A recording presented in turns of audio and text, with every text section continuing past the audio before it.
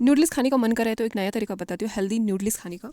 तो करना क्या है, पहले एक बर्तन ले लो, उसमें ना 5-6 कप पानी डालो, बॉईल करो। जैसे ही बॉईल होगा फ्लेम बंद।